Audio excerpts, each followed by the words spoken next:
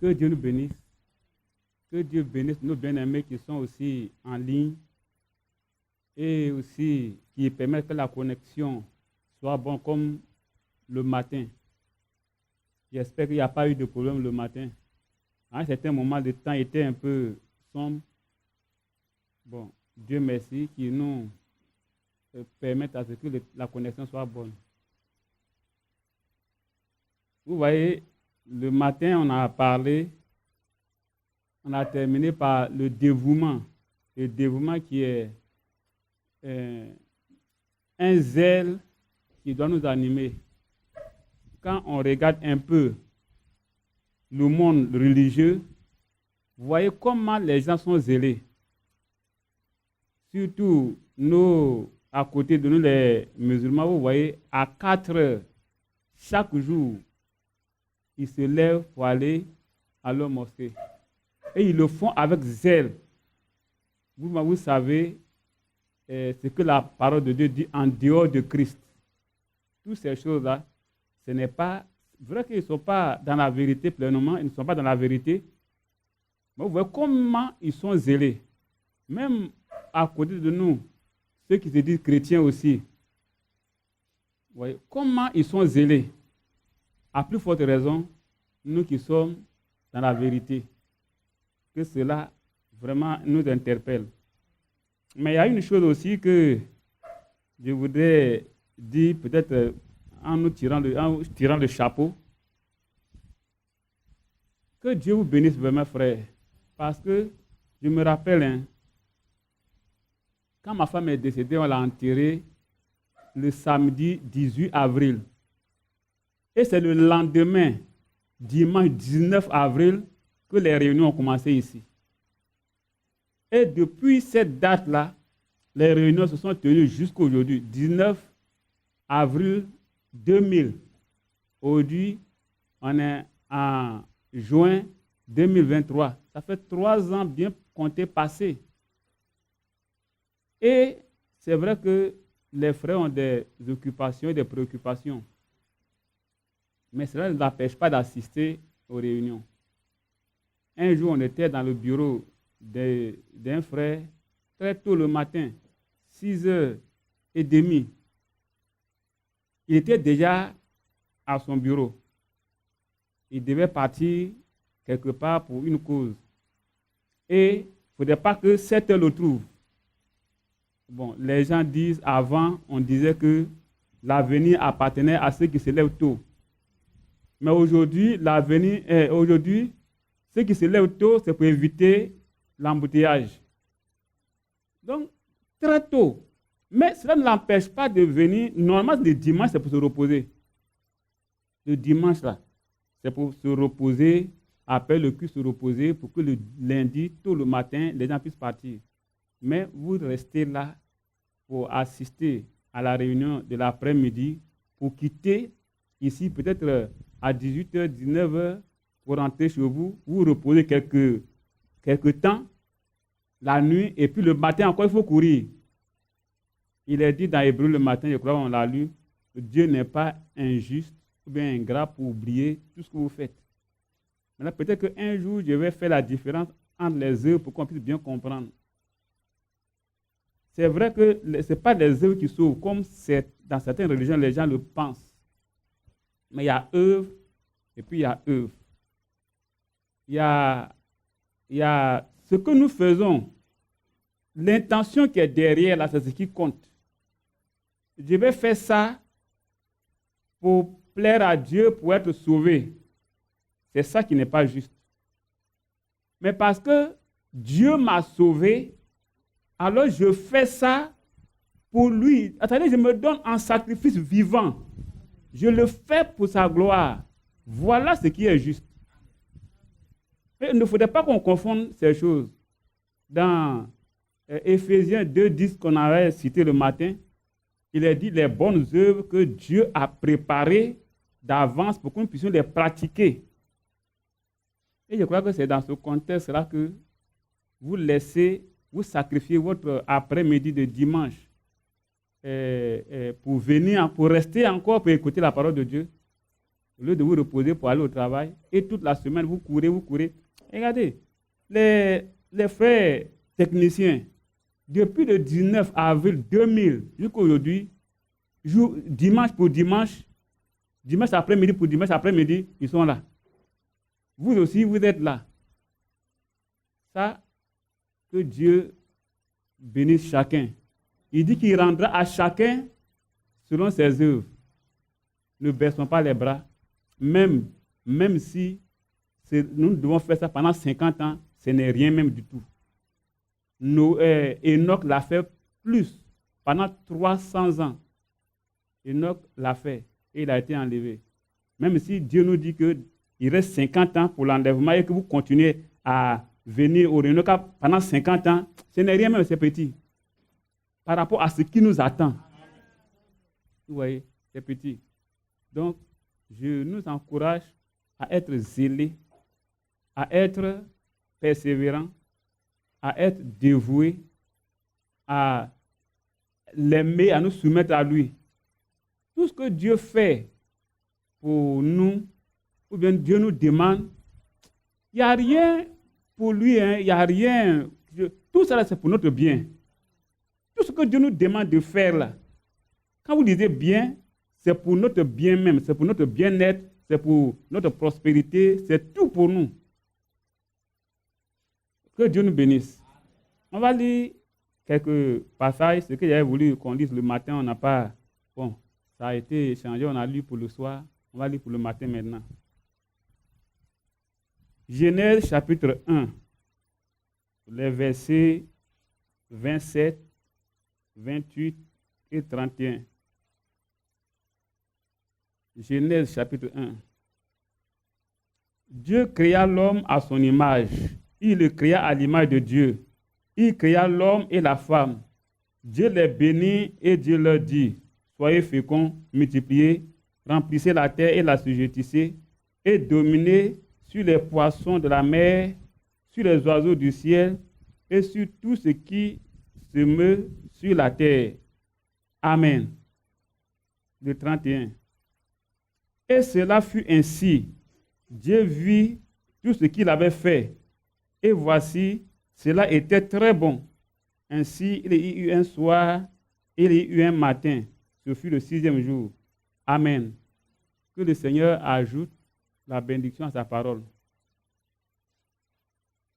Voilà que Dieu, quand il a pris la décision de créer le monde, on le lit déjà dans Genèse chapitre 1, verset 1. Quand il a créé, ensuite, il a séparé la terre, le sec avec l'amas d'eau, ainsi de suite, il a créé. Et voilà le tour de l'homme, il a créé l'homme. La Bible dit ici, ce que nous avons lu, qu'il a créé l'homme à son image, selon l'image de Dieu. Donc, parfait. Dieu a créé l'homme parfait. Et il les a bénis, il leur a dit de multiplier, d'être fécond et de remplir la terre. Normalement, si les choses étaient restées là, la procréation, la multiplication, le remplissage de la terre serait fait avec des saints. Vous voyez? Les descendants de Adam et Ève, parce qu'ils sont saints, alors leurs descendants allaient être saints. Et ils n'allaient pas avoir de problème. Mais il s'est trouvé que les deux ont péché, et alors, par la désobéissance, l'humanité a été corrompue. La semence sainte a été mélangée avec une autre semence. Vous voyez? Donc, ça a envoyé un mélange complètement sur la terre. Et comme le plan de Dieu demeure toujours, c'est pourquoi il a créé la terre, c'est pour qu'elle soit habitée. Mais normalement, quand Adam et Ève avaient péché, Dieu avait le pouvoir de les anéantir, de les détruire, et puis de refaire. Mais le dernier passage qu'on a vu, on a dit que cela fut ainsi, Dieu vit que tout cela, Dieu vit tout ce qu'il avait fait. Et voilà, c'était très bon. C'était très bon. Alors, même s'il y a corruption, il a préféré garder Adam et Ève, et la bénédiction, ça a été déjà prononcé. La multiplication, le remplissage de la terre, ça a été déjà prononcé. Ça doit avoir lieu. Et c'est pour cela que Dieu a pris soin de les chasser du jardin d'Éden. Et il a mis un ange à l'entrée pour pouvoir surveiller. Vous voyez? Pour ne pas que Adam et Ève ou bien leurs descendants viennent encore tendre la main pour prendre de l'arbre de vie pour bouffer, pour manger. Ça serait des pécheurs qui allaient vivre éternellement. Ah, ça c'est grave. Tout ce que nous voyons aujourd'hui, pour quelqu'un qui ne va pas mourir, qui va rester là pour faire ces choses-là éternellement, alors Dieu a mis l'ange pour surveiller, pour empêcher. Et c'est ce qui a été. Mais comme le dessein de Dieu demeure toujours, alors parmi ceux-là, parmi l'humanité corrompue, il a commencé à chercher. Il a commencé à chercher en son temps, au temps des Adam, de leurs descendants. Il a commencé à chercher à un certain moment. Il a trouvé un certain Enoch. Ce qui le dit, c'est Psaume 14. Psaume 14. À partir du verset 1. Au chef des chambres de David, l'insensé dit en son cœur, il n'y a point de Dieu. Ils se sont corrompus, ils ont commis des actions abominables. Il n'en est aucun qui fasse le bien. L'Éternel du haut des cieux regarde les fils de l'homme pour voir s'il y a quelqu'un qui soit intelligent, qui cherche Dieu. Tous sont égarés, tous sont pervertis. Il n'en est aucun qui fasse le bien, pas même un seul. Donc, étant dans le ciel, Dieu regarde toujours sur la terre pour voir s'il y a un seul qui soit intelligent, qui cherche Dieu. Il regarde, c'est très difficile pour une population qui a commencé à croître, quand ça fait près de 2000 ans, de Adam à Noé, près de 2000 ans. Quand Dieu a regardé, il n'a vu que 9 personnes en ce temps-là, pour une génération de 2000 ans. 9 personnes. Et Enoch, il a enlevé. Noé et sa femme, leurs 3 enfants et leurs 3 femmes, qu'il a fait traverser, les 8 qui ont traversé le déluge. Et à la fin, après le déluge, il leur a demandé encore de remplir la terre. Et quand ils ont commencé à se multiplier aussi, il se trouve que Dieu a choisi, il a choisi encore, il a regardé, il a vu un certain, peut-être Job, il a vu Job qui était aussi intègre, qui était intelligent, qui cherchait Dieu et qui le cherchait fidèlement de tout son cœur. Il pouvait même, devant Satan, lui dire, mais tu as vu, tu es en train de séduire tout le monde sur la terre, mais tu as vu Job, lui il est incorruptible. Que Dieu puisse dire cela aussi de nous. Et vous savez tout ce qu'il a fait, il a fait à Job. Et aussi, en suivant la descendance de Noé et ses fils, il trouve ici un certain Abraham. Et il a dit de lui, le frère l'a dit, on va aller dans Ésaïe 29, verset 22. Ésaïe 29, verset 22. C'est pourquoi ainsi parle l'Éternel à la maison de Jacob, lui qui a racheté Abraham.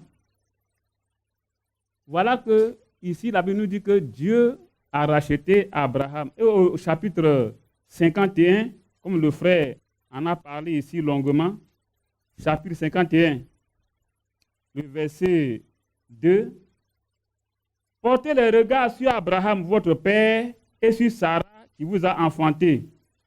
Car lui seul, je l'ai appelé, je l'ai béni et multiplié. Amen. Donc, comme Dieu a créé la terre pour être habitée par un peuple saint, et l'ennemi n'a pas laissé de temps à Adam et Ève de pouvoir procréer ce peuple saint-là, il a mélangé. Alors, Dieu est à la recherche toujours d'un peuple saint qui pourra l'honorer. Il a cherché Abraham, il a racheté. Et il a dit que c'est lui seul qui l'a appelé, il a béni et il a multiplié. Et qu'est-ce que Dieu va dire de celui-là, d'Abraham qu'il a... d'Abraham qu'il a appelé. Après Abraham, c'était Jacob. Non, Isaac. Après Isaac, c'est Jacob qui est devenu Israël. Deutéronome, chapitre 14.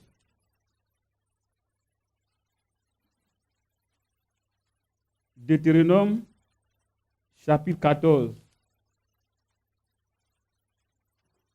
On va lire du verset 1 au verset 3. Vous êtes les enfants de l'Éternel, votre Dieu. Il parle de la descendance de Jacob, appelé aussi Israël. Il parle d'Israël ici. Vous êtes les enfants de l'Éternel, votre Dieu. Vous ne vous ferez point d'incision et vous ne ferez point de place chauve entre les yeux pour un mort. Car tu es un peuple saint pour l'Éternel, ton Dieu. Et l'Éternel, ton Dieu, t'a choisi pour que tu fusses un peuple qui lui appartient entre tous les peuples qui sont sur la face de la terre.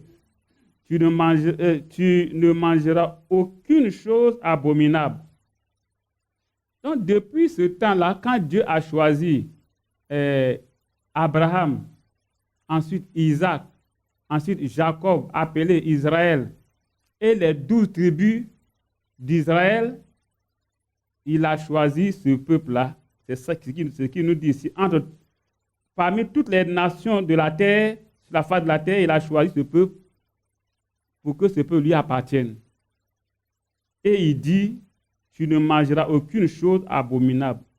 Donc, à ce peuple-là, Dieu est très, très précis, très pointu. Tout est surveillé. C'est-à-dire que ce peuple ne doit pas se comporter comme le reste des nations. Même leur nourriture est filtrée. Leur boisson, tout ce qu'ils doivent faire est filtré. C'est passer au peigne fin pour montrer que ce peuple-là n'est pas comme les autres peuples. Et la même chose, c'est pour l'Église. Parce que quand Dieu choisit quelque chose, il ne veut pas qu'il y ait corruption dedans. Voilà pourquoi il a fait d'Israël un peuple à part. Aujourd'hui aussi, l'Église doit être un peuple à part. Vous voyez, ça, retenons ça.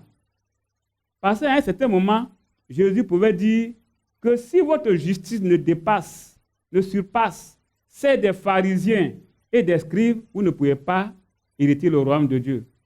Or, on sait que naturellement, un scribe, un pharisien, docteur de la loi, on ne peut pas l'accuser de quelque chose parce que les lois, là, ils les connaissent et puis, visiblement, ils les pratiquent. Visiblement. Mais c'est intérieurement que se passent les choses. C'est pour cela que j'insiste sur le côté intérieur, le côté du cœur. Dans cette préparation, il ne faudrait pas que nous montrons une apparence de piété alors que l'intérieur est rempli de rapines et d'ossements, de pourriture. Non. Si c'est comme ça, ça c'est la religion qui fait ça. Et tous ceux qui feront ça, aux yeux des hommes, on dirait que oui, celui-là c'est un homme de Dieu. Celui-là il prêche bien. Celui-là c'est comme ça, c'est comme ça. mais on sera surpris de ce que beaucoup vont rester après l'enlèvement. Donc, Dieu veut un peuple saint. Et ce peuple saint-là, ça va très loin. L'alimentation même est prise en compte par Dieu. Et dans le Nouveau Testament, on va nous dire aussi que même les pensées de notre cœur même sont aussi comptées devant Dieu. La Bible nous dit que les pensées de notre cœur parlent plus fort même que nos paroles. Nous devons prendre ça aussi en compte. Dans la marche, c'est les religieux qui pensent que les pensées, comme ce n'est pas sorti, ce n'est pas grave. Regardons les choses comme Dieu lui regarde, selon les Écritures, et voyons les choses comme Dieu voit. Ne voyez pas comme l'homme voit. Alors, Dieu a toujours cherché sur la terre un peuple saint, puisque lui-même il est saint. Les premières personnes qu'il a créées ont corrompu la race. Mais néanmoins, il sait qu'il va sortir quelque chose de bon dedans. Non, il regarde du haut des cieux. Quand il voit un, il prend. Un certain Noé, il a pris. Un certain Enoch, il a pris. Job, il a pris. Abraham, il a pris. Un David, selon son cœur, il a pris. Et ainsi de suite. Ainsi de suite. Il a choisi jusqu'à vous et moi, nous qui sommes ici, assis ici, là. Dieu a regardé et puis nous a appelés. Vous voyez? Maintenant, il a choisi Israël. Il ne faut pas qu'Israël a pensé que, comme il a fait la promesse à leur père, et que Dieu est fidèle, il ne peut pas aller à l'encontre de sa promesse, ils sont fils d'Abraham. Même devant Jésus, ils ont dit, nous ne sommes pas des enfants d'esclaves. Hein. Nous avons pour père Abraham. Oui, ils brandissaient ça. Jean-Baptiste même leur a dit ça. Produisez des fruits dignes de la repentance. Ne dites pas en vous-même, nous avons Abraham pour père, nous avons Abraham pour père, nous avons Abraham pour père. Non. Même des cailloux, des pierres qui sont là. Dieu peut susciter des enfants à Abraham. Vous voyez? Donc, il a insisté pour montrer que c'est vrai que la promesse a été faite à leur père, mais Dieu a des conditions. Si vous ne remplissez pas les conditions là, il va vous dégager. Donc, on continue. On va le voir. Ésaïe, chapitre 43. Dieu a choisi ce peuple. Il s'est mis aux petits soins. Il a tout fait. Il fait tout pour bénir, pour que ce peuple soit à l'aise. Voilà ce qu'il nous dit ici, Ésaïe 43, à partir du verset 1 au verset 3. Ainsi parle maintenant l'Éternel qui t'a créé, ô Jacob, celui qui t'a formé, ô Israël. Ne crains rien, car je te rachète. Je t'appelle par ton nom, tu es à moi. Si tu traverses les eaux, je serai avec toi. Et les fleuves, ils ne te submergeront point. Si tu marches dans le feu, tu ne te brûleras pas. Et les flammes ne t'embraseront pas. Amen. Voilà ce que Dieu a promis. C'est-à-dire, il s'est mis aux petits soins de ce peuple-là, d'Israël, pour lui donner tout le nécessaire, toute protection, la sécurité. Et comme le matin on a vu, si tout simplement Israël pouvait marcher dans l'obéissance à sa parole, voilà tout ce que Dieu promet. C'est la même chose que Jésus nous a dit. Qu'est-ce qu'il a dit dans la chose? Il a dit, je vous donne pouvoir sur toutes choses. Rien ne pourra vous nuire. Marchez sur la puissance de l'ennemi. Rien ne pourra vous nuire. Vous voyez, comme ici, même le feu ne pourra pas nuire au peuple de Dieu. Même les flammes, l'eau, les fleuves, rien. Parce que Dieu est là, à leur soin. Dieu nous a fait aussi la même promesse. Mais les mêmes conditions qu'il a fixées à Israël en leur temps, c'est les mêmes conditions aussi qu'il nous fixe. Et si, on va le voir devant là-bas, quand Israël n'a pas voulu suivre ces conditions-là, c'est ce qui s'est passé. On va lire aussi le même passage de Ésaïe 43, le verset 19.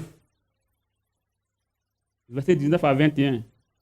Ici, on dit, « Voici, je fais une chose nouvelle, sur le point d'arriver. Ne la connaîtrez-vous pas? Je mettrai un chemin dans le désert et des fleuves dans la solitude. Les bêtes des champs me glorifieront, les chacals et les autruches, parce que j'aurai mis des eaux dans le désert, des fleuves dans la solitude, pour abreuver mon peuple, mon élu. Le peuple que je me suis formé publiera mes louanges. » Voilà. Donc, à cause d'Israël, de son peuple, dans le désert, il dit qu'il va mettre un fleuve. Est-ce que dans le désert, un fleuve peut couler? Mais il dit, à cause d'eux, il va mettre un fleuve dans le désert. Et les animaux vont boire. Et ils vont le glorifier. Mais quand il a fait, si Israël l'a glorifié, quand partout où il passait, un rocher les suivait et qu'ils buvaient pour traverser ce grand désert-là, est-ce qu'ils ont réussi à glorifier Dieu? Non. Au contraire, c'est murmure sur murmure. Or, celui qui murmure, c'est qu'il ne fait pas confiance en Dieu, c'est qu'il n'est pas prêt à se soumettre à Dieu, à obéir à Dieu. C'est pour cela qu'il murmure. Sinon, celui qui reconnaît l'autorité, la puissance de Dieu, quand il voit ces choses-là, il remercie tout simplement Dieu. Les animaux, ils savent ça, ils boivent et puis ils glorifient Dieu. Et l'homme qu'il a créé à son image, qu'est-ce qu'il fait? Lui, au contraire, il murmure. Ces choses sont écrites d'après 1 Corinthiens 10 pour nous servir d'exemple, de modèle, pour ne pas que nous tombions dans la même désobéissance que eux. Vous voyez? Que Dieu nous aide. Donc, ici, quand Dieu a fait toutes ces promesses-là pour Israël, qu'est-ce qu'Israël va faire? Jérémie chapitre 7, verset 23. Jérémie 7, verset 23. Mais voici l'ordre que je leur donnais. Écoutez ma voix, et je serai votre Dieu, et vous serez mon peuple. Marchez dans toutes les voies que je vous prescris, afin que vous soyez heureux. Et ils n'ont point écouté, ils n'ont point prêté l'oreille. Ils ont suivi les conseils, les penchants de leur mauvais cœur. Ils ont été en arrière et non en avant. Amen. Voilà ce que Dieu dit ici. Tout simplement ce qu'il a demandé. Il a demandé d'écouter sa voix, de lui obéir, de se soumettre à lui et de marcher avec lui. Mais il est dit ici qu'ils n'ont point, au verset 24, ils n'ont point écouté la voix de l'Éternel. Ils n'ont pas écouté sa voix. Et alors, qu'est-ce que Dieu va faire? Le chapitre 13 aussi, on va lire quelque chose là-bas. Chapitre 13, verset 9 au verset 11. Chapitre 13, du verset 9 au verset 11. Ainsi parle l'Éternel. C'est ainsi que je détruirai l'orgueil de Juda et l'orgueil immense de Jérusalem, ce méchant peuple qui refuse d'écouter mes paroles, qui suit les penchants de leur cœur et qui va après d'autres dieux pour les servir et se prosterner devant eux, qu'ils deviennent comme cette ceinture qui n'est plus bonne à rien, car comme on attache la ceinture au rein d'un homme, ainsi je m'étais attaché toute la maison d'Israël et toute la maison de Juda, dit l'Éternel, afin qu'ils fussent mon peuple, mon nom, ma louange et ma gloire. Mais ils n'ont point écouté. Vous voyez, ici, Dieu dit qu'il a pris Israël comme une ceinture, quand on porte le pantalon, on prend une ceinture pour attacher. Et c'est attaché partout où on va avec la ceinture. Il dit que c'est comme ça qu'il a pris Israël. Mais Israël a refusé de l'écouter. Ils ont plutôt suivi le penchant de l'homme mauvais. Alors, qu'est-ce que Dieu va faire? Il va les détruire. N'est-ce pas ce qu'il a dit? Il dit qu'il va les détruire. Il va les abandonner. Et c'est la même chose qui va se passer avec nous. C'est la même chose qui peut se passer avec nous. Si aujourd'hui Dieu a jeté un regard et puis il nous a appelés, il nous a choisis, si on ne peut pas marcher avec sa parole, si on ne peut pas obéir à sa parole, si on ne peut pas suivre ce qu'il nous demande, de la même manière que Israël a désobéi, il les a délaissés, à coup sûr, il se débarrassera et il abandonnera aussi tous ceux qui ne vont pas écouter sa parole. Je crois que on se comprend. Donc, toujours Dieu sur la terre, il regarde tous ceux qui sont obéissants, soumis, qui s'attachent à lui, qui le servent de tout leur cœur. Il a la main sur eux, il les garde, il les scelle. Quelque part dans Jérémie ou bien Ézéchiel, il a dit, il a envoyé un groupe d'anges pour dire de passer dans la ville de Jérusalem et de voir tous ceux qui sont là, qui gémissent et qui sont attristés par le mauvais comportement de ce qui se passe dans la ville et de mettre une marque sur ceux-là. Les anges sont passés, ils ont fait ce travail. Après, il a demandé à un autre groupe d'anges de passer et de frapper dans la ville, de ne pas avoir de pitié, mais seulement d'épargner ceux qui ont le signe sur le front. Et ils sont passés dans la vision de Ézéchiel, ils sont passés et alors ils ont commencé à frapper dans la ville. Et quand ils ont commencé à frapper, Ézéchiel a commencé à pleurer, à demander, mais Seigneur, mais tu vas détruire tout le peuple. Pourquoi il dit ça? Parce qu'il sait qu'il n'y a pas un seul bon. Selon, conformément aux Écritures qui a été dit, tous sont pervertis. Tous sont souillés. Et il a dit qu'il a commencé dans le sanctuaire. Dans le sanctuaire, dans la maison de Dieu même. Les sacrificateurs, tous ceux qui sont là même aussi, ils faisaient partie de ce peuple souillé-là. Ça veut dire que ce n'est pas tous ceux qu'on peut appeler hommes de Dieu qui seront choses.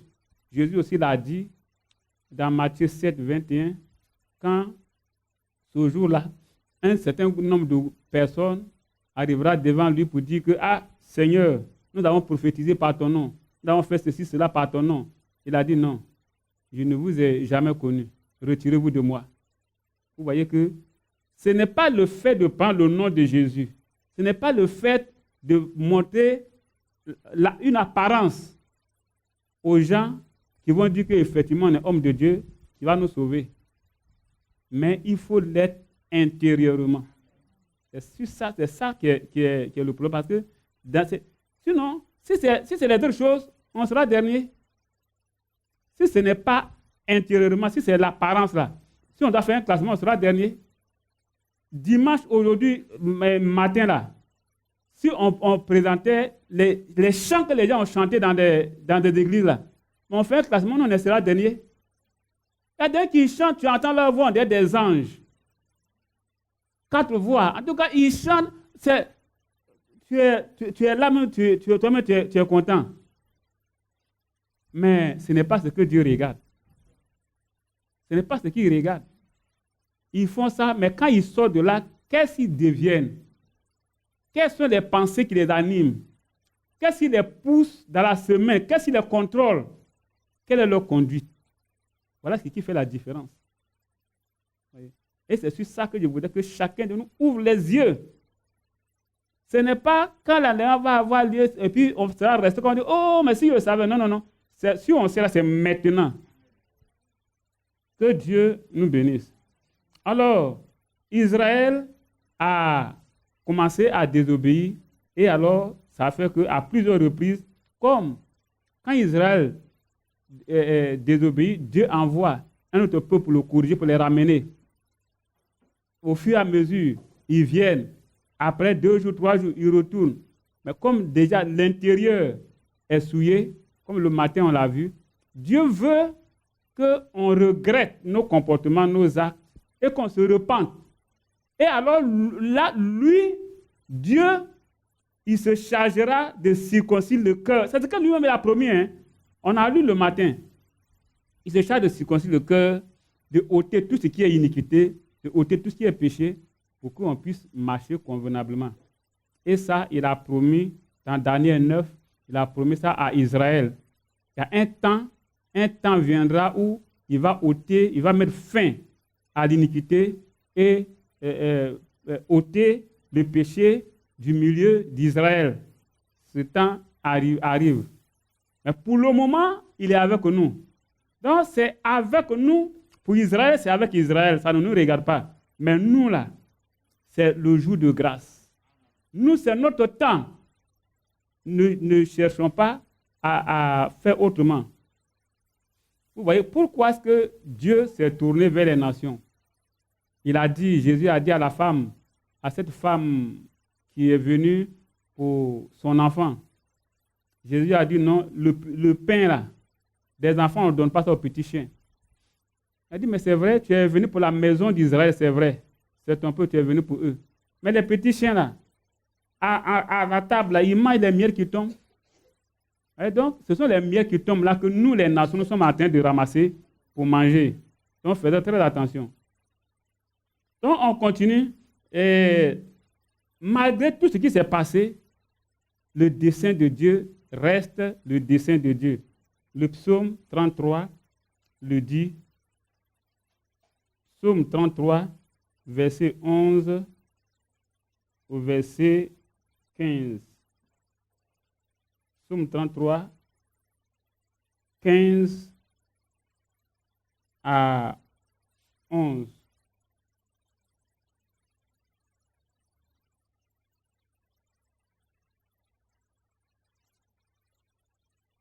Psaume 33, du verset 11 au verset 15 plutôt. J'ai lu après du verset 11. Les desseins de l'Éternel subsistent à toujours, et les projets de son cœur de génération en génération. Quand Dieu fait un projet, c'est pour ça qu'il n'a pas détruit Adam et Ève. Son projet, son dessein demeure de génération en génération.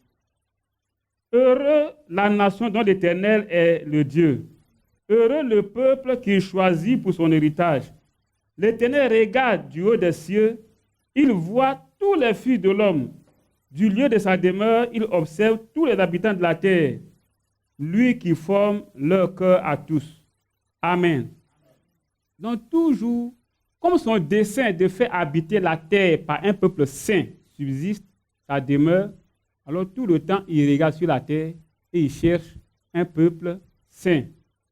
Et à chaque fois, il en trouve, mais ils sont très peu. Regardez, à la fin de 2000 ans, c'est selon les Écritures, de Adam à Noé, ça fait 2000 ans. La science parle de milliers d'années, plusieurs milliers d'années que la terre a été créée. On ne sait pas, mais nous parlons selon les Écritures. De Adam à Noé, ça fait 2000 ans. À la fin des 2000 ans, là, combien de personnes il a pu récupérer? 9 personnes. 9 personnes. Après 2000 ans de règne sur la terre. Enoch qui a été enlevé, Noé et sa famille. Voilà. Pendant 2000 ans. Maintenant, de Noé jusqu'à nous, de Noé à Jésus, ça fait 2000 ans. De Jésus à nous, ça fait 4000 ans. À la fin de ces 4000 ans-là, combien de personnes il va avoir? Ah, c'est pour cela que quand on regarde un peu le nombre de religions sur la terre, le nombre de religieux sur la terre, le nombre d'adorateurs sur la terre, mes frères, faisons attention. Si après 2000 ans de règne, c'est 9 personnes seulement que Dieu a pu avoir comme juste, Ça veut dire que notre temps là aussi, beaucoup de personnes penseront qu'ils sont dans la volonté de Dieu, mais en réalité, on peut se tromper. C'est pour ça que nous devons prêter attention, nous devons faire attention, écouter notre cœur, sinon le témoin de notre conscience. Parce que souvent, la conscience sait beaucoup de choses sur nous, hein. Mais on fait l'effort de l'étouffer. On fait l'effort de ne pas exécuter ce que notre conscience nous dit. Sinon, quand on fait ce qui est mal, on sait. La conscience nous dit que sinon ça, c'est mal. On a mal parlé, on a mal fait, on a dit cela. Mais par orgueil, on refuse de se soumettre, on refuse d'obéir, on refuse de s'accommoder à la parole de Dieu. Que Dieu nous bénisse. Donc, Dieu, il a cherché au milieu d'Israël, il n'a pas trouvé des gens. Le petit groupe qu'il a trouvé, tant bien que mal, aujourd'hui, ils viennent, ils les corrigent, ils se redressent, ils tombent demain, ils les corrigent. Finalement, il a promis de racheter un peuple. On va lire dans le psaume 49. Psaume 49, verset 7 et du verset 7 au verset 9. Quand Dieu il regarde sur la terre et qu'il voit les filles de l'homme, qu'est-ce qu'il constate? Verset 7. Ils ont confiance en leurs biens et se glorifient de leur grande richesse. Ils ne peuvent se racheter l'un l'autre, ni donner à Dieu le prix du rachat. Le rachat de leur âme est cher et n'aura jamais lieu. Ils ne vivront pas toujours. Voilà. Le rachat de notre âme est cher et personne ne peut payer le prix devant Dieu. Vous voyez? Personne ne peut payer son propre rachat. Ce n'est pas pour son frère, ce n'est pas pour son enfant, ce n'est pas pour sa femme qui peut payer. Alors, Jésus vint. Comme Dieu, dans son amour, il a vu que l'homme, il est là, il est orgueilleux pour rien. Il est fier pour rien. Il est fanfaron, hautain pour rien. Il ne peut même pas se racheter, il ne peut même pas faire quoi que ce soit. Quand il regarde, il voit que c'est corruption partout. C'est pourriture partout. C'est souillure partout. Alors, il a regardé, il a dit, mais moi, je n'ai jamais voulu que la terre soit privée d'hommes. Je veux que la terre que j'ai créée soit habitée. Mais malgré tout ce que je fais, c'est le résultat que cela donne. Alors, il a demandé à ce que Jésus arrive. Là, Hébreux 10, verset 5. Hébreux chapitre 10, le verset 5. Il dit, c'est pourquoi Christ, entrant dans le monde, dit, tu n'as voulu ni sacrifice, ni offrande. Tu m'as formé un corps. Tu n'as agréé ni holocauste, ni sacrifice pour le péché. Alors j'ai dit, me voici, je viens. Dans le rouleau du livre, il est question de moi, pour faire, ô Dieu, ta volonté. Après d'avoir dit d'abord, tu n'as voulu et tu n'as agréé ni sacrifice, ni offrande, ni holocauste, ni sacrifice pour le péché, ce qu'on offre selon la loi, il dit ensuite, me voici, je viens pour faire ta volonté. Donc, comme Dieu a fait l'ouverture toujours, il a demandé que si quelqu'un péchait, d'offrir un animal, un agneau, un veau, un bœuf pour le pardon de ses péchés. Et c'est ce que les gens faisaient. Alors, tout simplement, on peut aller faire quelque chose volontairement. Et puis on vient, j'ai péché. J'ai fait ça, on prend un animal, un innocent. Un animal, on s'en va le sacrifier. Aussi longtemps qu'on regarde dans son troupeau, et qu'on voit qu'on a beaucoup de de brebis, bien de veaux, autant on peut aller pêcher, puis on prend un pour aller payer le prix. Ouais, c'est ce que l'homme fait. Puisque ce n'est pas lui qui subit. Mais Dieu a dit que bon, tout ça là, c'est bon. Je vais mettre fin. Moi-même là, je vais partir. Et dans le livre, il a été prédit qu'il allait envoyer, Jésus allait venir pour souffrir. Et c'est ce qui a eu lieu dans Luc chapitre 1. Luc chapitre 1, le verset 68. Béni soit le Seigneur, le Dieu d'Israël, de ce qu'il a visité et racheté son peuple. Amen. Il a envoyé son salut, il a envoyé Jésus pour racheter son peuple. Tout cela, Dieu fait ça pour ramener Israël à lui. Mais est-ce qu'Israël a compris? Il comprend les choses de cette manière. Ils vont toujours continuer au point où ils vont rejeter carrément le Seigneur. Mais pourtant, dans leur loi, dans le livre d'Ésaïe, qu'ils avaient en main, qu'ils lisaient à chaque sabbat, quand le Messie viendrait, ce qu'il ferait, tout était dedans. Il suffisait de prendre des choses, de comparer, et puis ça va être clair. On a dit que quand le Messie viendrait, il allait faire des aveugles, allaient voir, les boiteux allaient marcher, les sourds allaient entendre, les mots allaient ressusciter. Bien. Mais voilà quelqu'un qui vient, et puis il se proclame le Messie. Regardons si ces choses vont s'accomplir. Si ça ne s'accomplit pas, on dit que c'est un menteur. Mais si ça s'accomplit, on saura que, ah oui, ça c'est le Messie. C'est ce que les chefs savent bien, mais ils n'ont pas voulu dire au peuple. Au contraire, comme il n'est pas sorti du milieu d'eux, et puis qu'il les condamne, et puis que depuis son arrivée, le peuple va vers lui, la jalousie les a aveuglés, la jalousie les pousse à ne pas, plutôt à repousser le Seigneur, à le repousser au point où ils vont susciter la foule pour aller devant Pilate pour le condamner, le rejeter carrément. Alors, comme Israël a rejeté maintenant son Dieu, alors il s'est retourné vers les nations. C'est ce que Paul a expliqué aux païens quand il évangélisait. Alors il s'est retourné vers nous.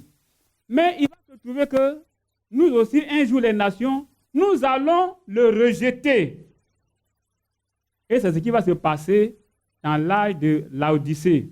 Dans les autres âges, il y a eu plus ou moins des choses qui sont arrivées. Mais dans l'âge de Laodicée, carrément, ils ont mis Jésus dehors. Il s'est retrouvé dehors. Mais s'il est dehors, il va faire quoi? Il va retourner vers son peuple, vers Israël, puisque là-bas, il a fait la promesse au père d'Israël, aux ancêtres, qu'il n'allait jamais les abandonner. Mais nous, c'est une grâce. C'est une grâce, c'est différent. Eux, la promesse des pères les couvre. Mais nous, aujourd'hui, si on ne saisit pas cette grâce-là, ça ne sera pas facile, ça ne sera pas bien pour nous. C'est pour cela que faisons un effort pour saisir cette grâce-là. Alors, il s'est trouvé que Jésus est venu et ça a été promis d'abord, il est venu, il a offert sa vie pour nous à la croix de Golgotha. Et 1 Corinthiens, chapitre 6, le verset 20, on va le lire. 1 Corinthiens, chapitre 6, le verset 20. Ici, nous lisons, car vous avez été rachetés à un grand prix. Glorifiez donc Dieu dans votre corps et dans votre esprit qui appartiennent à Dieu. Donc, Dieu nous a rachetés pour que notre corps et notre esprit lui appartiennent. Ce n'est pas le corps seulement, mais notre esprit. Mais la religion présente le corps à Dieu. Seigneur, mon corps là, c'est pour toi. On prend ce corps là pour aller le présenter dans un temple, appelé abusivement église. On va présenter le corps, on chante, on danse avec ça. Mais quand on prend ce même corps, ça va dans les maquis, ça va dans les boîtes de nuit pour aller encore se souiller là-bas. Et regardez ce qu'on présente à Dieu, ce corps qu'on lui donne, on prend encore ce corps pour aller de l'autre côté. Que ça ne soit pas ainsi pour nous. Si notre corps a été donné à Jésus, il faut que ça évite d'aller dans les coins souillés. Parce qu'à Israël, déjà, même la nourriture même qu'Israël devait manger, c'était contrôlé. Mais à plus forte raison, le corps. Et non seulement le corps, mais seulement, il parle de l'esprit. Hein? Ici, là, notre corps et notre esprit doivent appartenir à Dieu. Mais si le corps n'appartient pas à Dieu, ce n'est pas l'esprit qui va appartenir à Dieu. Pour que le corps appartienne à Dieu, il faut que ça quitte l'intérieur pour venir. Le frère a parlé là-dessus à plusieurs. Il a parlé longuement sur les 500, l'influence des 500 sur nous. Tout ce qui se passe par les 5 sens. Alors, si les 5 sens reçoivent des choses, de la nourriture souillée, alors notre esprit sera souillé. Alors que les 5 sens influencent l'esprit. L'esprit aussi influence l'âme. Et l'âme maintenant influence le corps. Vous voyez, c'est un cercle.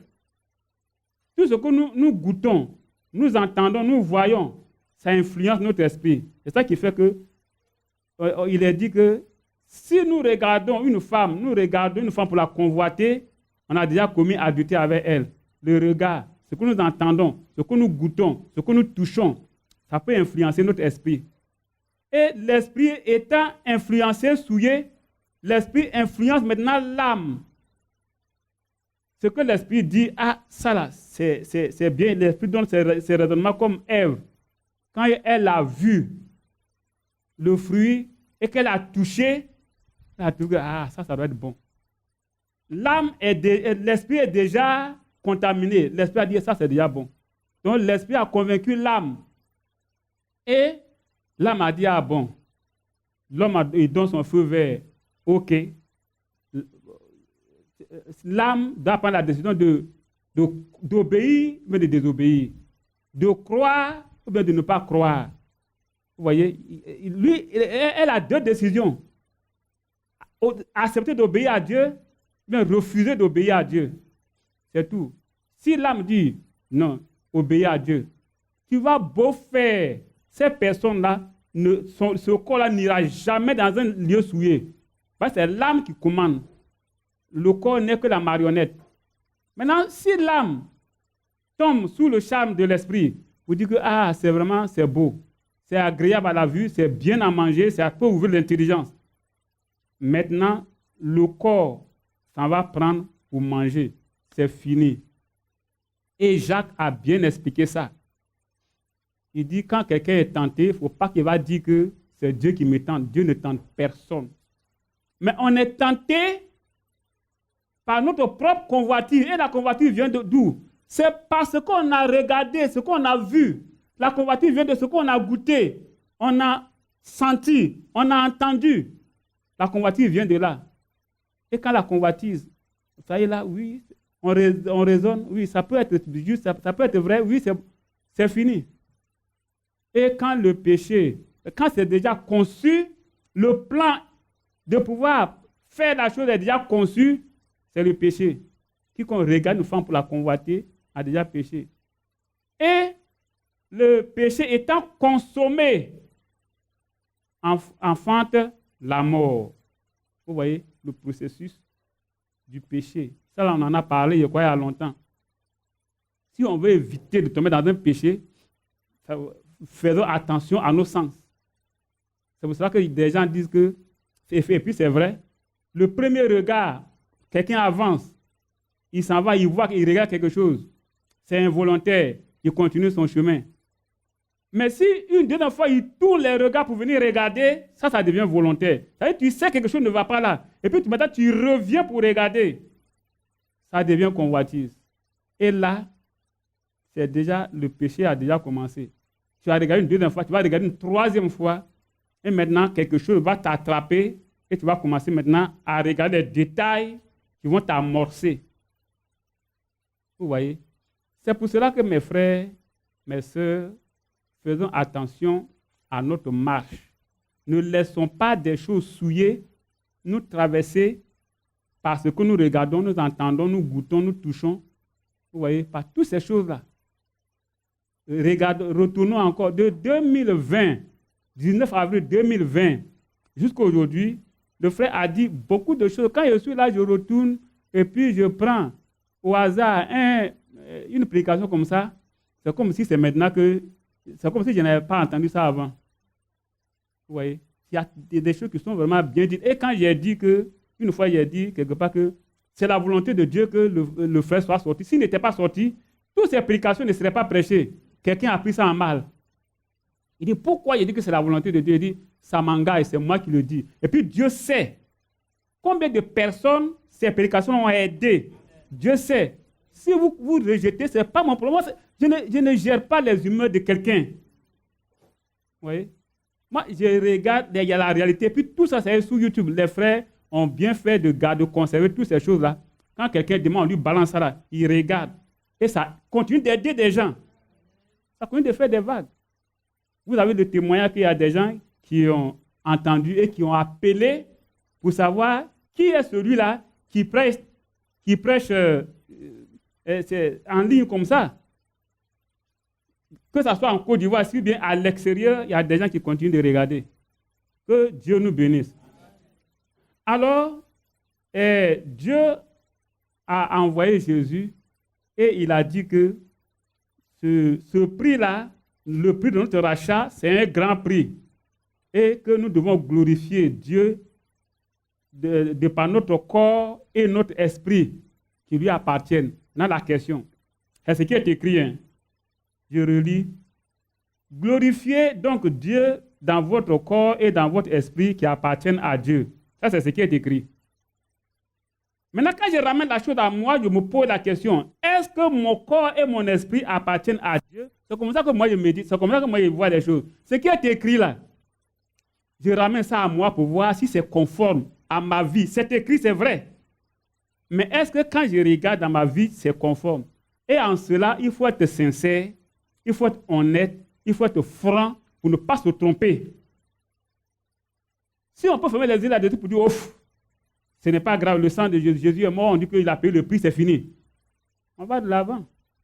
Mais celui qui reconnaît que c'est vrai, c'est écrit, mais il faut que cette écriture s'applique à sa vie et qu'il va devant le Seigneur qui prie jusqu'à ce que, en réalité, son corps et son esprit appartiennent à Dieu. Gloire à Dieu. C'est ce que Dieu veut. Quand c'est écrit là, la parole de Dieu est écrite pour qu'on puisse l'observer. Ce qu'a dit dans Psaume 119. Donc, on continue dans le livre de 1 Pierre chapitre 1, le verset 18. 1 Pierre chapitre 1, le verset 18.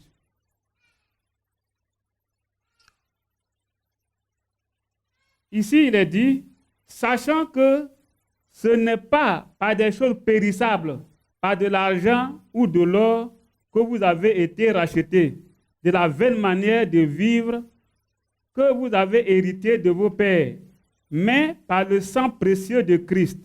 Mais par le sang précieux de Christ, comme d'un agneau sans défaut et sans tache, prédestiné avant la fondation du monde et manifesté à la fin des temps, à cause de vous qui par lui croyez en Dieu. Vous voyez? Donc ici, il est dit que c'est par le précieux sang de Jésus que nous avons été rachetés. De la vaine manière de vue de nos pères que nous avons hérité. Maintenant, si lui nous a rachetés, alors nous devons continuer, nous allons retourner encore dans cette vaine manière que nous avons hérité de nos pères, on va retourner encore dedans là-bas. Je pense que faisons preuve de maturité, faisons preuve de sagesse. Le mouton, sinon, le chien peut retourner à ce qu'il a vomi. Le porc peut retourner dans le bourbier. Mais nous, on n'est pas porc. Nous, on n'est pas chien pour retourner dans ce qu'on a vomi. On a vomi ces choses, restons éloignés de ces choses-là. Vous voyez? Dieu nous a appris, nous a lavé, nous a purifiés, alors demeurons dans la pureté. De corps, non, là, peut-être on n'en disconvient pas, hein, de corps, il n'y a pas de problème. Mais le problème aujourd'hui, qu'est-ce qui se passe dans notre esprit? Qu'est-ce qui se passe à l'intérieur, dans notre cœur, dans notre esprit, dans notre âme? Parce que là, c'est invisible. C'est invisible. Le corps, on ne va pas voir le corps de quelqu'un aller dans un maquis, dans une boîte de nuit, on ne va pas voir le corps de quelqu'un se balader chez les prostituées. On ne va pas voir ça. Mais qu'en est-il de l'esprit? C'est là que se trouve le problème.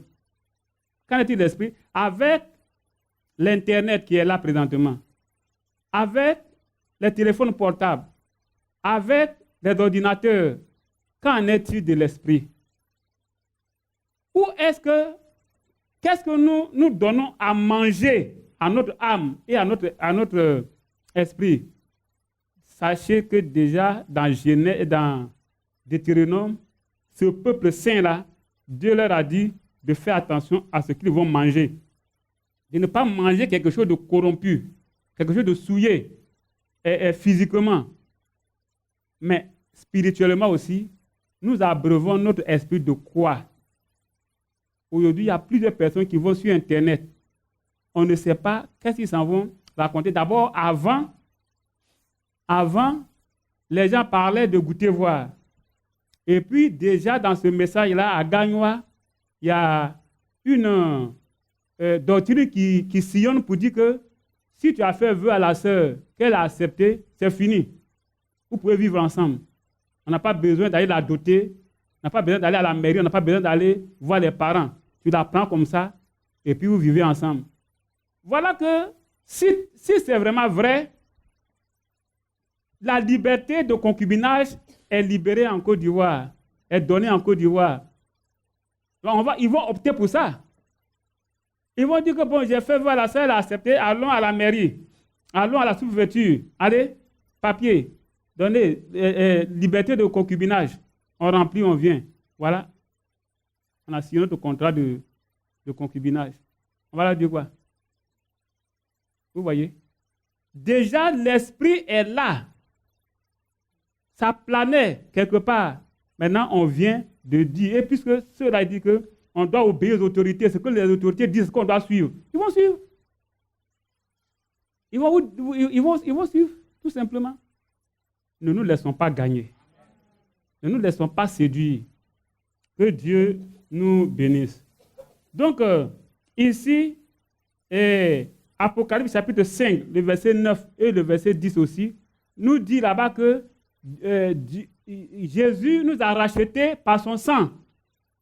On dit que c'est les 144 000, les gens qui sont là, qui chantaient, on dit, mais c'est un peuple qui a été racheté par le sang de Jésus, de l'agneau. Vous voyez? Donc, ce prix-là, que personne ne pouvait payer. Ceux qui se disent riches, qui se réjouissent de leurs biens, ceux-là, ils ne peuvent même pas se payer le prix de leur achat, ni de leur enfant, ni de leur femme. Jésus est venu la payer le prix. Et il nous a fait cette grâce-là, à nous qui sommes ici, d'entendre ce qu'il a fait, de recevoir entre nos mains ce qu'il a fait dans ce dernier âge de l'Église. On va jouer avec ça. Que Dieu nous aide. Alors, ce peuple-là est constitué ce dernier peuple de Dieu est constitué d'Israélites et de nations.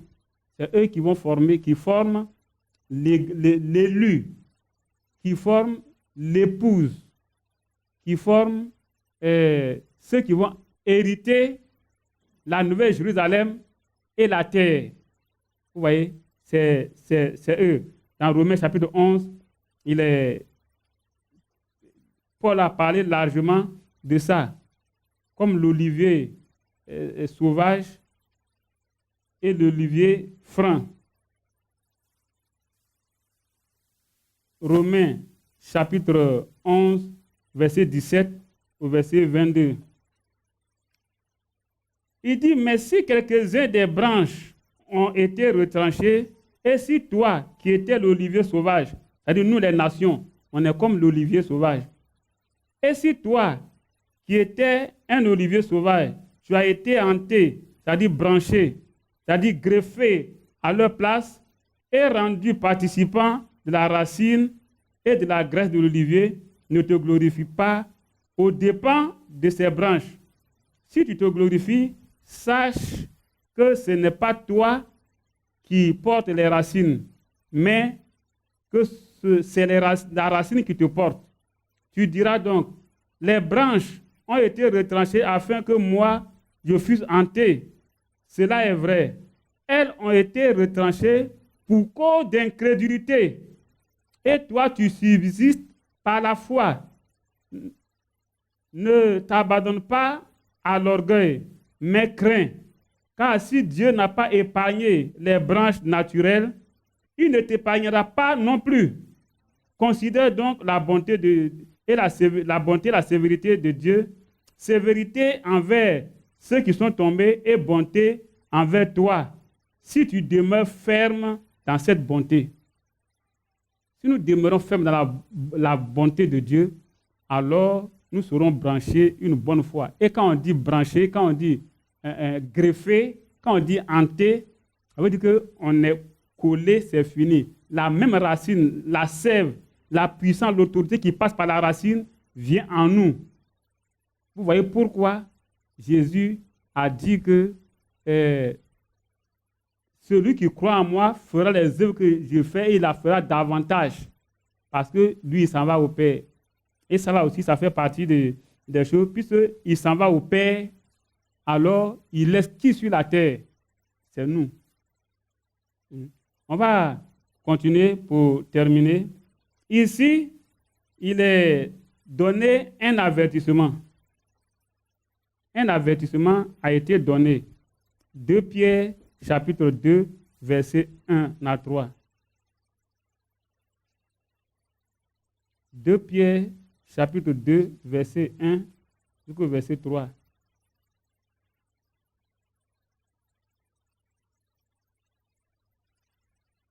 Ici, on lit, « Il y a parmi le peuple de faux prophètes, et il en aura de même parmi vous de faux docteurs, qui introduiront des sectes pernicieuses et qui, régnant le maître qui les a rachetés, attireront sur eux une ruine soudaine.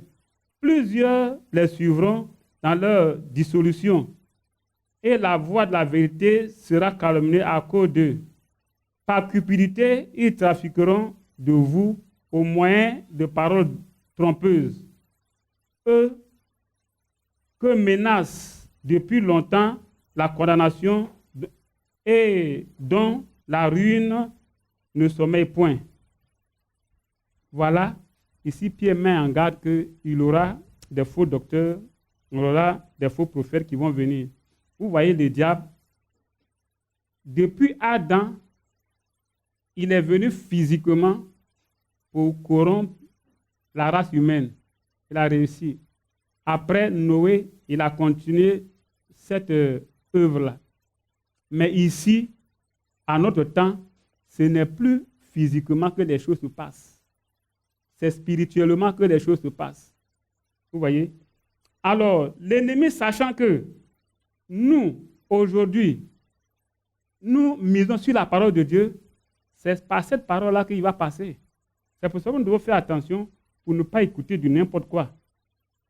Vous voyez? Il a dit les mêmes choses.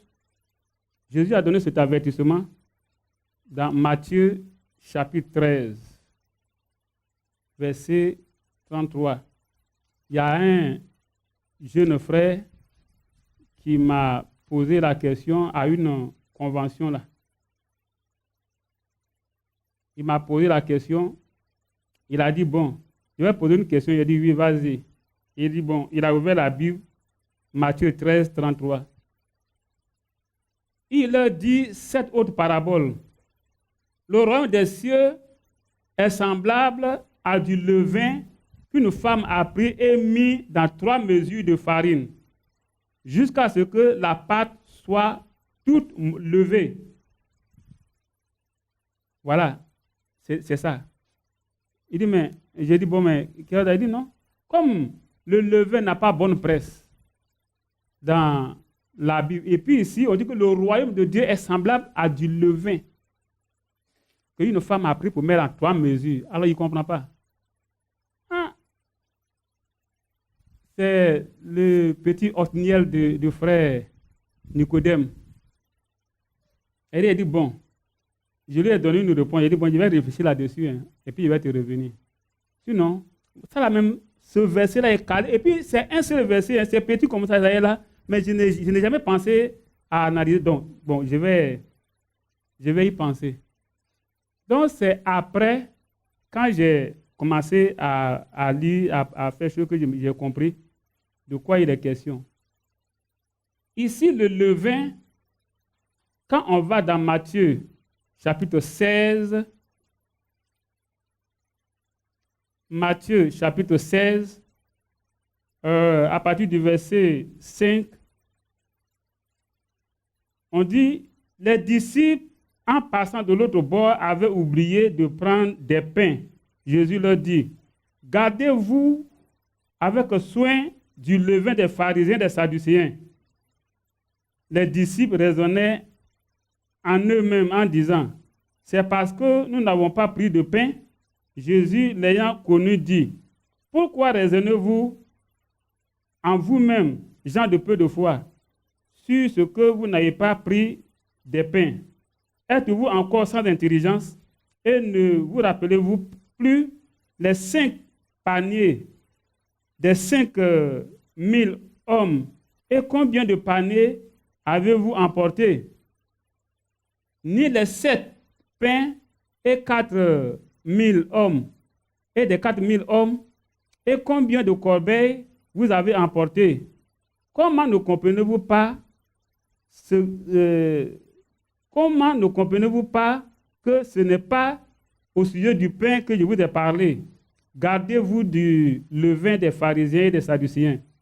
Alors il comprit que ce n'était pas du levain du pain qu'il avait dit de se garder, mais de l'enseignement des pharisiens et des sadducéens. Donc ici, les disciples, vous connaissez l'histoire, quand Jésus leur a dit, ils ont pensé que c'était du pain ordinaire. Jésus a dit non, ce n'est pas ça, mais c'est de l'enseignement des pharisiens et des sadducéens. Ça, c'est un. Maintenant, quand j'ai pris Matthieu chapitre 13 et que j'ai commencé à analyser, j'ai vu que à partir du verset 1 déjà, Jésus a commencé à en parler en parabole. Tout le chapitre 13 là, c'est conjugué de paraboles. Et il a commencé par le semeur qui devait semer son champ. Et après le verset 18, quand il a dit, les gens n'ont pas compris. Donc il a commencé à leur expliquer l'histoire du semeur. Donc après le verset 18, j'ai vu que c'est la première parabole. Ensuite, le verset 24, il dit, il leur proposa une autre parabole. Ça fait 2. Le verset 31, il leur proposa une autre parabole. Ça fait 3. Le verset 33, il dit cette autre parabole. Ça fait 4. Le royaume des cieux est encore semblable à un trésor. Ça fait 5. Au verset 45. Le royaume des cieux est encore semblable à un marchand. Ça fait 6. Et puis le 47, le royaume des cieux est encore semblable. Et quand il a fini ça, c'est fini, il n'a plus parlé de paraboles. Il y a eu 7 paraboles. Et puis, je me suis dit, mais les 7 paraboles-là, et si ça correspondait aux 7 âges de l'Église? Donc, dans ce que j'ai lu là-bas, je suis allé dans Apocalypse chapitre 2. Apocalypse chapitre 2, où il est question des ailes de l'Église.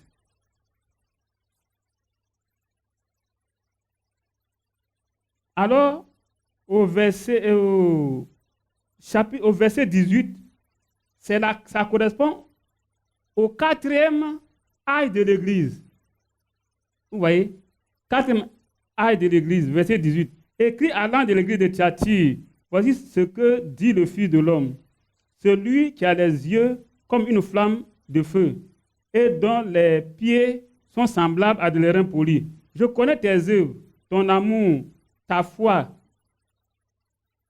ton fidèle service, ta constance et tes dernières œuvres plus grandes que les premières. Mais ce que j'ai contre toi, c'est que tu laisses la femme Jézabel, qui se dit prophétesse, enseigner et séduire mes serviteurs pour qu'ils se livrent à l'impudicité et mangent de la viande sacrifiée aux idoles. Donc, le 4e aile de l'Église dans Apocalypse chapitre 2, et de l'autre côté, les paraboles, la 4e parabole, j'ai vu qu'il est question d'une femme qui met du levain dans la farine. La farine, c'est bien. C'est la farine que nous prenons pour faire la Sainte-Seine. Mais le levain qu'on met dedans, c'est le faux enseignement. Il a dit que le faux enseignement, c'est l'enseignement des scribes et des pharisiens. Donc si un faux enseignement s'introduit, ça va monter toute la part, ça va pourrir l'Église. Et c'est ce que le diable utilise dans ces temps-là. Vous voyez, les faux enseignements qui s'introduisent, dont nous devons nous méfier, l'avertissement de Jésus, c'est nous qui devons prêter attention. Faites attention au levain des pharisiens et des scribes. Aujourd'hui, quand on voit tout ce qui se passe sur les réseaux sociaux, même dans ce message, où on peut mettre en doute les Écritures, ce qui est écrit ici, que le messager a utilisé pour parler, pour prêcher. Il y a eu des miracles, il y a eu des merveilles, il y a eu beaucoup de choses qui sont passées. Si on met ça en cause, mes frères, faisons très attention. Le diable est devenu très subtil, très rusé. La séduction est devenue raffinée. Attachons-nous à la parole de Dieu. Si nous ne prêtons pas attention, nous n'allons pas voir. Le levain, ça va se glisser et alors on sera corrompu. La même corruption qui est venue au temps de Adam, qui est venue au temps de Noé, qui a suivi, qui a fait son parcours jusqu'à nous. Jésus est venu racheter. Nous sommes devenus une nouvelle pacte, a dit Paul dans 1 Corinthiens 5. Nous sommes devenus une nouvelle pacte pour la Pâque. L'ennemi cherche encore à introduire les fausses doctrines des choses. Ça va sembler être petit. Ça va sembler être anodin. Ça va sembler être rien. Mais pour Dieu, quand il dit sans tache, ni ride, c'est sans tache, ni ride. Il n'a pas dit l'ampleur de la tache. Il n'a pas dit une tache de 3 cm, de 4 cm, de 10 cm. Non. Une tache, même si c'est un petit point, c'est une tache. Nous devons faire attention, mes frères. Donc voilà l'avertissement qui est là. Dans notre temps, le diable cherche toujours à corrompre le peuple de Dieu. Comme Balaam a poussé Balak à corrompre le peuple de Dieu, Dieu lui-même il a frappé ce peuple-là. La même chose est là maintenant. Donc, pour aller un peu plus vite, Dieu a racheté son peuple et il lui a chargé d'une mission. Ceux que Dieu a rachetés aujourd'hui et qui sont attachés au peuple de Dieu, il lui a chargé d'une mission. Une mission que nous allons voir. C'est-à-dire sa mission, la première mission, c'est dans Ésaïe, chapitre 53. Et chacun de nous va s'examiner pour voir si vraiment il fait partie, il met en pratique, ça dit cette mission-là, il a accompli, ça veut dire il est en train d'accomplir. C'est ce que nous devons voir. Ésaïe chapitre 53, le verset 10. Il a plu à l'Éternel de le briser par la souffrance. Vous savez de qui il est question. Pour avoir livré sa vie en sacrifice pour le péché, il verra une postérité et prolongera ses jours. Et l'œuvre de l'Éternel prospérera entre ses mains. Il verra une postérité. De qui il est question? C'est de Jésus qu'il est question. Il a donné sa vie, il a livré sa vie en sacrifice pour le péché, et il verra une postérité. Et qu'est-ce qu'une postérité? Une postérité, c'est une descendance. N'est-ce pas? Une postérité, c'est les gens qui sont nés, qui viennent d'une certaine origine. Vous voyez? C'est pour cela qu'il est parlé de la postérité du serpent, mais la semence du serpent. Une postérité, c'est une semence, c'est une descendance. Vous comprenez pourquoi, quand Jésus devait partir dans Actes chapitre 1, il a dit à ses disciples, allez-y à la chambre haute, attendez jusqu'à ce que le Saint-Esprit vienne, la puissance de Dieu survienne sur vous, et vous serez mes témoins à Jérusalem, dans la Samarie, en Judée, dans la Samarie, jusqu'aux extrémités de la terre. Vous voyez? Il faut que cette semence de Dieu-là vienne. Et cette semence de Dieu ne peut pas aller n'importe comment. Il faut que ça vienne. Et ce jour à la Pentecôte, c'est venu sur les apôtres. C'est eux qui ont reçu premièrement. Et à travers eux, ils sont allés maintenant, ils sont devenus des témoins. C'est la deuxième mission. La première mission, c'est pour prolonger les jours du Seigneur. C'est-à-dire, cette semence-là, les premiers qui avaient reçu le Saint-Esprit, et puis on a vu ce que Jésus a fait, ce qu'ils ont fait. Ils sont allés, ils ont annoncé l'évangile partout. Ils ont guéri les malades, ils ont ressuscité les morts. Tout cela, ce que Jésus a fait, ils ont fait les mêmes choses, c'est le prolongement. Et ça doit venir jusqu'à nous.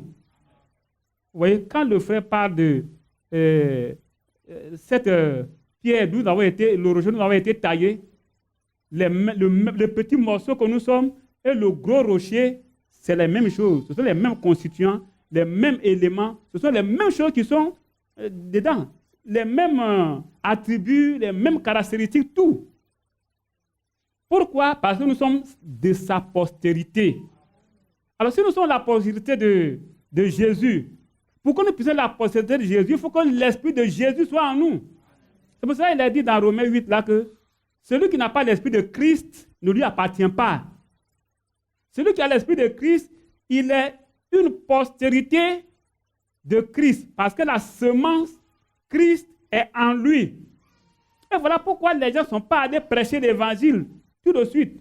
Le matin, on a vu que n'allez pas en fuyant, en courant. Le Seigneur lui-même ira devant vous et il fermera la marche. Alors, ils ont attendu, quand le Saint-Esprit est venu, effectivement, le Saint-Esprit le conduisait, et ils ont accompli les mêmes œuvres. C'était la postérité, c'était la continuité de ce que Jésus avait fait sur la terre. C'est ça qu'on a vu au milieu des disciples. C'est pour cela qu'on les a appelés chrétiens, c'est-à-dire des petits Christ. Vous voyez? C'est pour cela. Mais si quelqu'un va tout de suite, il n'a pas en lui l'esprit de Christ, puis ça va prêcher, il va prêcher quoi? Il va donner quoi? Il va transmettre quoi? Voilà pourquoi il est dit que pour pouvoir prêcher l'évangile, il faut avoir le Saint-Esprit. Les premiers, ils ne sont pas allés. Jésus les a enseignés pendant 3 ans et demi. 3 ans et demi. Mais ce n'était pas suffisant. Il ne leur a pas dit allez-y. Il a dit attendre d'abord. L'essentiel, la chose essentielle, c'est le Saint-Esprit. Et comme ça fait défaut aujourd'hui dans notre génération, alors beaucoup se lèvent, ils s'en vont sans le Saint-Esprit. Nous connaissons le résultat sur le terrain. Vous voyez le résultat sur le terrain. Ouvrez les yeux et puis regardez, vous saurez qui est conduit par l'Esprit de Dieu, qui ne l'est pas. Qui est de la postérité de Christ, qui prolonge la postérité de Christ et qui ne le prolonge pas. Vous verrez ça.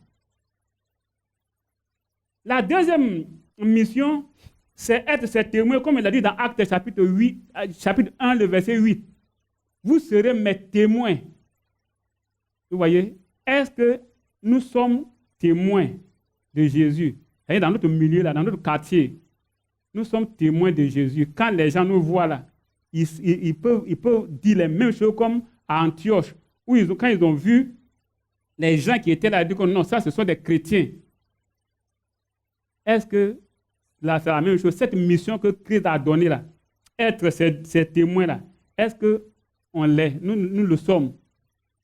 Est-ce que nous le sommes? Il faut que nous le soyons. Vous voyez? Et ce peuple racheté là, c'est ce peuple racheté qui ne doit pas marcher n'importe comment, qui ne doit pas faire les choses. Et dans 2 Corinthiens chapitre 6, il est dit, quel rapport y a-t-il entre Christ et Bélial, entre le fidèle et l'infidèle, entre le temple de Dieu et la synagogue de Satan? Quel rapport? Il faut qu'il y ait une distinction entre nous et la religion, mes frères. Il faut qu'on marque une différence. Vous voyez? Et que même si, en n'ouvrant pas la bouche, notre conduite même là les condamne. C'est ce que la Bible dit. En nous regardant là, il faut qu'eux-mêmes ils se condamnent pour dire que ce monsieur on ne l'aime pas, c'est vrai, hein, mais il est bien. Dans les bureaux, ça se passe. Hein. Les gens ils parlent derrière parce que vous ne voulez pas rentrer dans leur corruption. Ils font tout de vous. Mais finalement, il y a quelqu'un qui vous défend. Il dit, mais vous faites ça, mais lui là, il fait bien son travail. Hein. Il est le premier, il est à l'heure, il vient, il est le dernier à quitter, il fait bien son travail. Et c'est comme ça que Dieu nous défend. Et Dieu nous justifie. Et il le fait.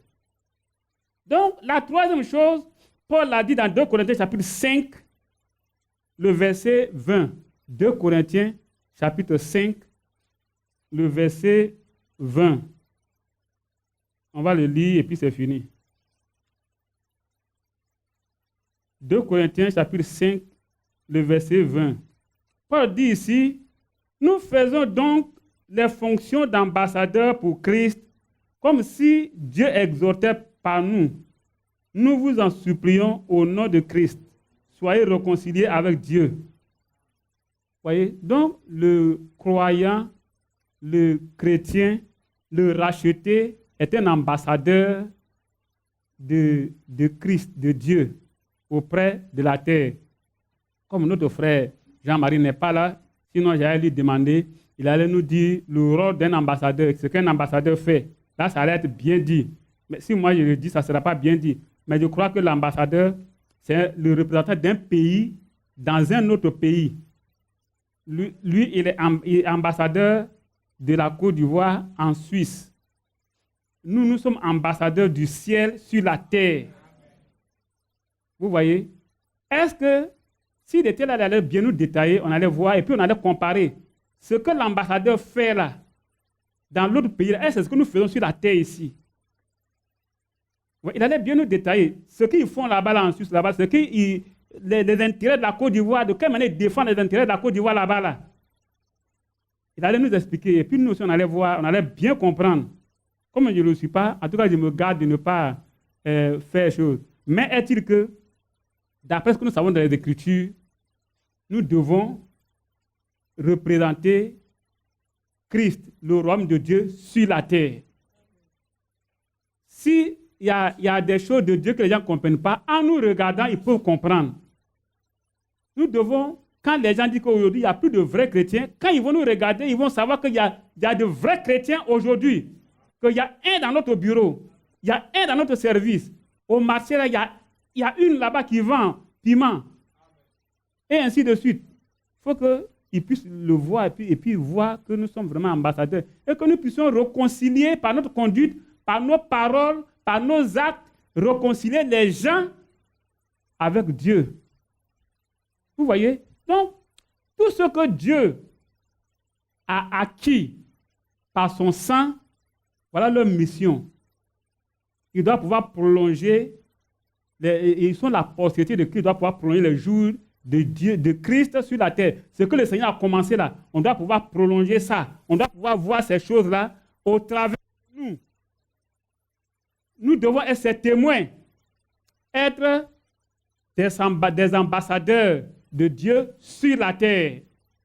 Vous comprenez? Voilà les missions que Jésus a assignées. Et puis bon, ça, il y a autre chose. Prochainement, peut-être on va voir ça. Quand on nous parle dans un premier temps, ça c'est une ouverture, hein, ce n'est pas pour faire chose. Après, on nous parle, mais c'est beaucoup vous réfléchir là-dessus. Celui qui vient au Seigneur, on dit qu'il est enfant de Dieu, il est fils de Dieu.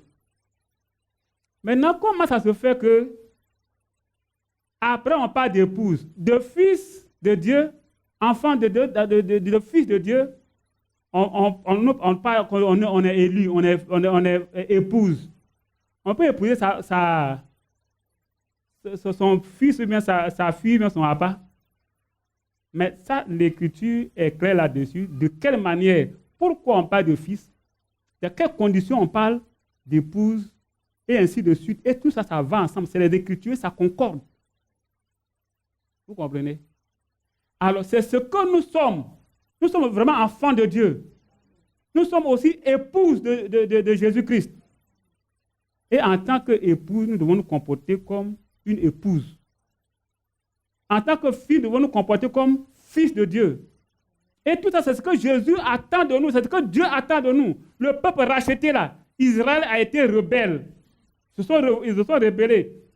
Ils ont rejeté la parole de Dieu. Ils ont pris le penchant de leur mauvais cœur pour l'appliquer. Dieu les a rejetés. Si nous aussi qui sommes olivés, sauvages, on se comporte de cette même manière, ça sera facile même pour nous balayer. Faisons attention pour ne pas être balayés. Que Dieu nous bénisse. Je remercie tout le monde. Je remercie les frères qui ont suivi en ligne. Je vous remercie aussi de ce que vous avez passé votre demi-journée. Au lieu de vous reposer, vous êtes venus là. Que Dieu vous bénisse richement. Et qu'il vous donne le courage, la force, pour que demain, au bureau, vous puissiez travailler, ne pas dormir. Que Dieu bénisse vraiment les frères, sœurs, les frères de la régie, qui depuis le 19 avril 2020, dimanche pour dimanche, matin pour matin, après-midi pour après-midi, qui ont suivi, qui ont transmis en direct toutes les prédications du frère jusqu'à aujourd'hui. Que Dieu nous bénisse richement. N'oublions pas, soyons dévoués pour sa cause. Amen.